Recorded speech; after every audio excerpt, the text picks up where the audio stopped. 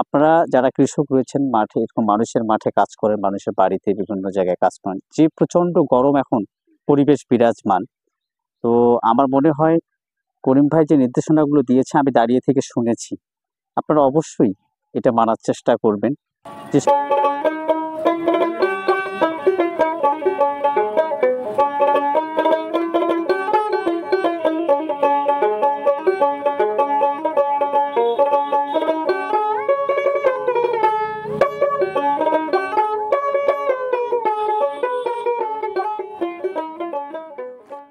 High রে গরম পড়িছে ভাই, এই গরমত কি আর কাম করা যায়?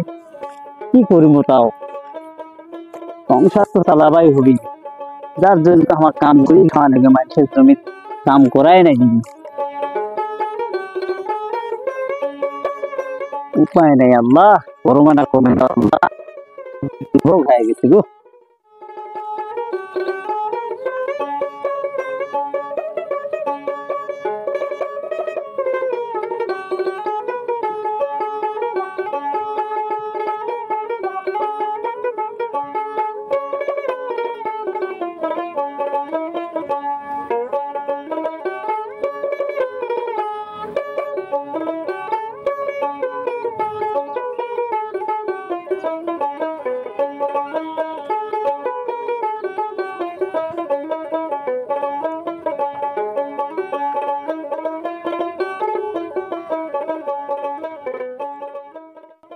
এই যে তোমরা আমার দেখান যারা কৃষক আছেন, মানুষের জমির কাম না করলে যার হয় না, তোমরা তো এই কাঠ ফাটা রোদ গরমের মধ্যেও কিন্তু জমির কাম করেছে। খালি কাম করলেই হবে? কিছু নিয়ম নীতি মানি চলিবা হবি না? যে পরিমাণ গরম পড়িছে, খোঁজ পাচ্ছেন তোমরা? এই গরমে অনেক মানুষ কিন্তু মারাও যাইতেছি। সেই দিন শূন্য যে জমির কাম করবে যায় কৃষক ওটি অজ্ঞান হয়ে পড়ে গেছে।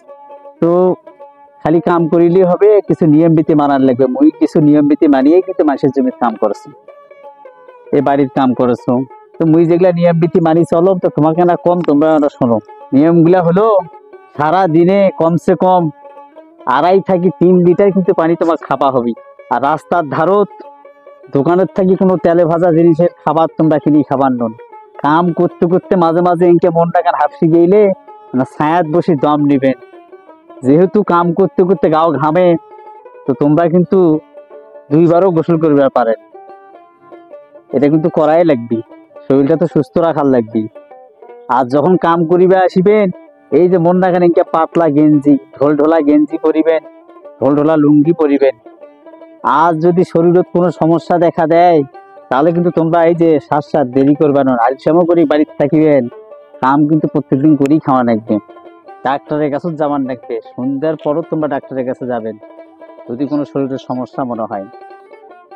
আর এই যে আমার মাস্টার সাহেব কি কয়, তোমরা এখন মনোযোগ দিয়ে শোনো। হ্যাঁ, করিম ভাই আসলে যা বলেছে খুব ভালো কার্যকর কথা বলেছে।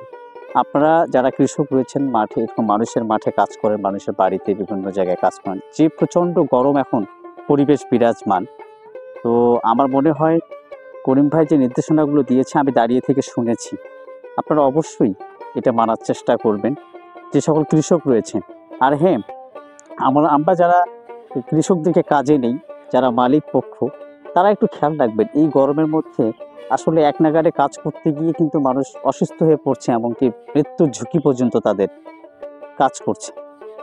তো আপনারা অবশ্যই একটু সজাগ থাকবেন, যাতে করে এই মানুষগুলো একটু সুস্থভাবে কাজ করতে পারে, সময় নিয়ে নিয়ে যাতে কাজটা করতে পারে। হোক আপনার একটু কাজ কম হবে, কিন্তু পরিবেশটাও আপনাকে বুঝতে হবে। তো করিম ভাইকে আমার পক্ষ থেকে আমি শুভেচ্ছা জানাই। করিম ভাই একজন কৃষক, উনি আসলে খুব সুন্দরভাবে এই যে নিয়ম নীতিগুলো মানে চলতেছে। তো বাংলার প্রত্যেকটা কৃষক যদি এইভাবে নিয়ম নীতি মানে কাজ করে, তাহলে প্রকৃতির সাথে আমরা মোকাবেলা করে চলতে পারবো, প্রকৃতির সাথে খাপ খেয়ে চলতে পারবো। সকলে ভালো থাকবেন, সুস্থ থাকবেন, গরমে ভালো রাখবেন সকল মানুষকে।